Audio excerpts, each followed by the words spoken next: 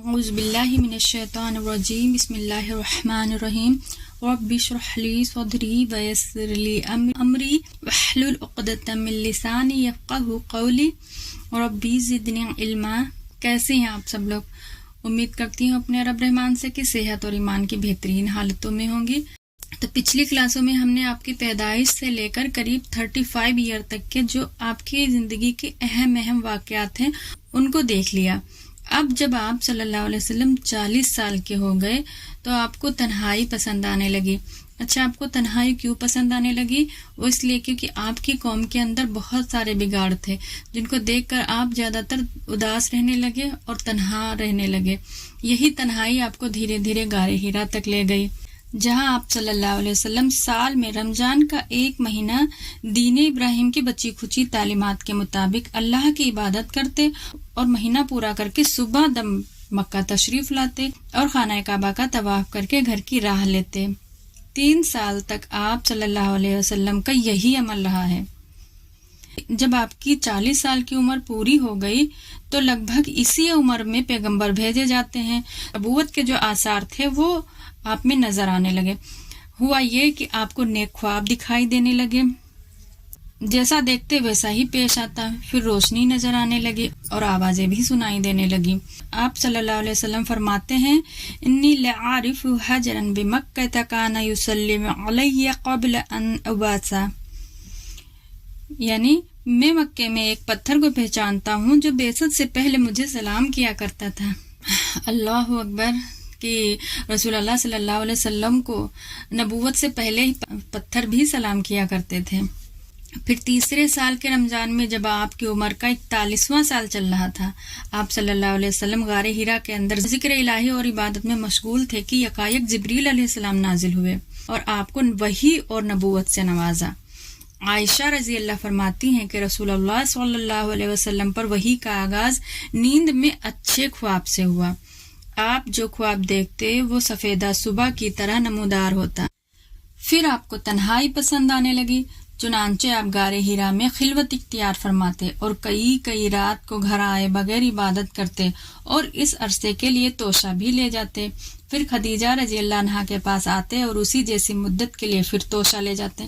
توشہ کہتے ہیں کھانے کو، تو آپ اسی مدت کے لیے کھانا لے جاتے تھے، یہاں تک کہ آپ صلی اللہ علیہ وسلم غار حرا میں تھے کہ آپ کے پاس میں حق آ گیا، یعنی آپ کے پاس فرشتہ آیا اور کہا اقرا۔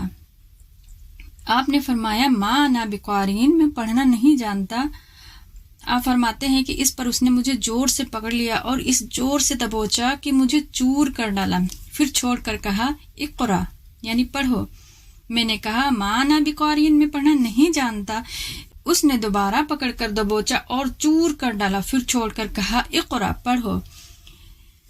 اس نے تیسری بار دبوچا اور کہا اقرا بسم ربک الذی خلق خلق الانسان من علق اقرا وربک الاکرم الذی علم بالقلم علم الانسان ما لم یعلم۔ ترجمہ: پڑھ اپنے پروردگار کے نام سے جس نے پیدا کیا انسان کو لوتھڑے سے۔ پڑھ تیرا رب بڑا کریم ہے جس نے قلم کے ذریعے سے علم دیا، انسان کو وہ بات سکھائی جو وہ نہیں جانتا تھا۔ ان آیات کو لے کر رسول اللہ صلی اللہ علیہ وسلم واپس ہوئے۔ آپ کا دل کانپ رہا تھا۔ حضرت خدیجہ کے پاس پہنچ کر فرماتے ہیں زملونی زملونی، مجھے چادر اڑا دو، مجھے چادر اڑا دو۔ انہوں نے چادر اڑا دی، یہاں تک کہ وحشت جاتی رہی۔ پھر خدیجہ رضی اللہ عنہا کو واقعہ سنا کر فرمایا لقد خشیت علی نفسی، مجھے اپنی جان کا ڈر لگتا ہے۔ خدیجہ رضی اللہ عنہا نے فرمایا کہ کلا واللہ ما یخزیک اللہ ابدا انک لتصل الرحم، اللہ کی قسم ایسا ہرگز نہیں ہو سکتا، اللہ آپ کو کبھی رسوا نہیں کرے گا۔ آپ صلہ رحمی کرتے ہیں، بے سہاروں کا بوجھ اٹھاتے ہیں، تنگ دست لوگوں کی مدد کرتے ہیں، مہمان کی میزبانی کرتے ہیں اور حق کے سلسلے میں پیش آ جانے والے مصائب میں مدد فرماتے ہیں، تو اللہ آپ کو رسوا کیسے کر سکتا ہے؟ سبحان اللہ، الحمدللہ۔ دیکھیے خدیجہ رضی اللہ عنہا آپ کی کیسے دل جوئی کر رہی ہیں۔ آپ کے اندر جو اچھائیاں تھیں، آپ کے جو اخلاق تھیں، ان کو کیسے بتا رہی ہیں آپ کو، ان کے ذریعے آپ کو کیسے تسلی دے رہی ہیں۔ اللہ تعالی ہمیں بھی ایسی توفیق عطا فرمائے۔ اس کے بعد حضرت خدیجہ رضی اللہ عنہا آپ کو اپنے چچیرے بھائی ورقہ بن نوفل کے پاس لے گئیں۔ وہ دور جاہلیت میں عیسائی ہو گئے تھے اور عبرانی لکھنا جانتے تھے۔ توفیق الہی کے مطابق عبرانی میں انجیل لکھا کرتے تھے۔ اس وقت وہ بوڑھے اور نابینا بھی ہو چکے تھے۔ حضرت خدیجہ رضی اللہ نے آپ سے کہا کہ بھائی جان، آپ اپنے بھتیجے کی بات سن لیجئے۔ ورقہ نے کہا، بھتیجے تم کیا کہتے ہو؟ آپ صلی اللہ علیہ وسلم نے جو کچھ بھی دیکھا تھا بیان کر دیا۔ ورقہ نے کہا، یہ تو وہی ناموس وہی لانے والا فرشتہ ہے جو موسیٰ علیہ السلام پر نازل ہوا تھا۔ کاش کہ میں اس وقت جوان ہوتا، کاش میں اس وقت تک زندہ رہتا جب آپ کی قوم آپ کو باہر نکال دے گی مکے سے۔ رسول اللہ صلی اللہ علیہ وسلم نے فرمایا، اب مخرجیہم، تو کیا میری قوم مجھے نکال دے گی؟ ورقہ نے کہا، ہاں، کوئی ایسا آدمی نہیں جو تمہارے جیسا پیغام لایا ہو مگر اسے دشمنی نہ کی گئی ہو۔ اگر میں نے تمہارا وہ دن جس دن تمہاری قوم تمہیں مکہ سے نکالے گی پا لیا تو تمہاری زبردست مدد کروں گا۔ اس کے بعد ورقہ جلدی ہی فوت ہو گئے اور وہی رک گئی۔ جیسا کہ بتایا گیا ہے کہ غار حرا میں پہلی وحی اتر کر بند ہو گئی تھی۔ یہ بندش کئی روز تک قائم رہی۔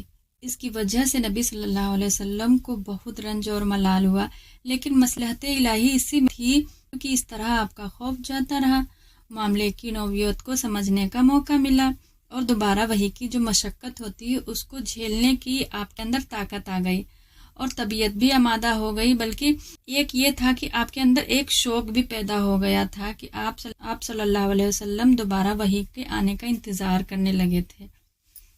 ادھر گوشہ نشینی کی بقیہ مدت پوری کرنے کے لیے آپ صلی اللہ علیہ وسلم ورقہ کے پاس سے پلٹ کر دوبارہ غار حرا میں تشریف لا چکے تھے۔ پھر جب ماہ رمضان ختم ہو گیا، آپ کی مدت اعتکاف پوری ہو گئی تو حسب عادت پہلی شوال کی صبح حرا سے اتر کر مکہ روانہ ہوئے۔ نبی صلی اللہ علیہ وسلم کا ارشاد ہے کہ میں پہاڑ سے اتر کر میدان میں پہنچا تو مجھے پکارا گیا۔ میں نے دائیں دیکھا تو وہاں کچھ دکھائی نہ دیا، بائیں دیکھا تو وہاں بھی کچھ دکھائی نہ دیا، پھر آگے دیکھتا ہوں تو وہاں بھی کچھ نظر نہ آیا، پھر پیچھے دیکھتا ہوں تو وہاں بھی کچھ نظر نہ آیا۔ اس کے بعد میں نے سر اوپر اٹھایا تو کیا دیکھتا ہوں کہ جو فرشتہ حرا میں میرے پاس آیا تھا وہی فرشتہ زمین کے درمیان کرسی پر بیٹھا ہوا ہے۔ یہ دیکھ کر میرا پورا وجود اس کے رعب سے بھر گیا، یہاں تک کہ میں زمین کی طرف جا چکا۔ پھر میں خدیجہ رضی اللہ عنہا کے پاس آیا اور کہا، مجھے چادر اڑا دو، مجھ پر کمبل ڈال دو اور ٹھنڈے پانی کی چھینٹیں مارو۔